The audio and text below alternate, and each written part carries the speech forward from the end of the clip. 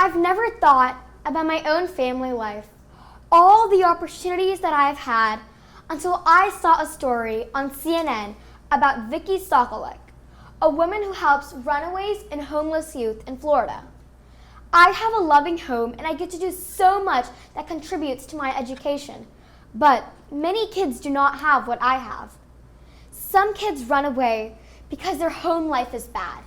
They've been bullied at school or their parents just don't want them anymore. The Child Protective Services has failed on them. Or they've just dropped out of life, doing drugs, doing anything to survive on the streets. Most of these kids are teenagers who are good at hiding from the police, the guardians, and their CPS. They are so good at hiding that they're practically invisible to the rest of us. I am worried about them and what will happen to them. I want to make the story of runaway teens visible to more people so that these homeless youth can get the help that they need.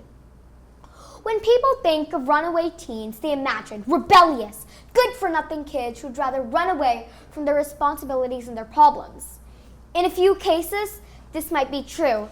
However, many runaways have good reasons for escaping, but the system has just failed to help them, and they don't have the means to help themselves. For example, on the CNN report that I saw on TV, it tells of a young boy who lives in Florida who became homeless at the age 15. He knew he could not survive on his own, but he didn't have a choice. His mother died when he was 12 and his father was incarcerated when he was 13. He did not have a reliable home, and no other family or relatives offered him a home, and few people wanted to adopt a boy at this age. So he briefly stayed with friends and mainly lived on streets. The statistics concerning homeless teens are just horrible. According to the University of Chicago study titled "The Voices of Youth Count," approximately each year 4.2 million youth and young adults experience homelessness, out of which 700,000 are unaccompanied minors.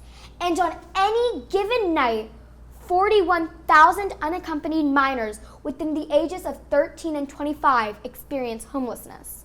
Here are some more frightening numbers. 33% have been reported to be a part of the foster care system. 50% have been reported to be a part of the juvenile justice system.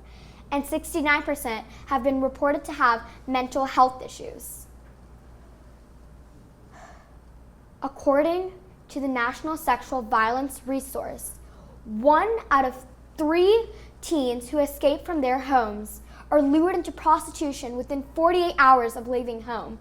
It goes to say that the American Academy of Pediatrics says that suicide is the leading cause of death among teens. So what is being done to help? The federal government has sponsored many agencies to help, and some states have passed the initiatives to provide support. But many teens do not know about these resources to seek help. What can I do? You and me.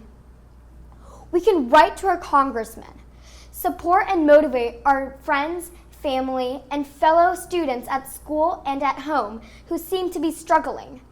We could also support all the decisions of the government. These teens do not deserve to be invisible. These kids need to be heard, seen, and helped. Thank you.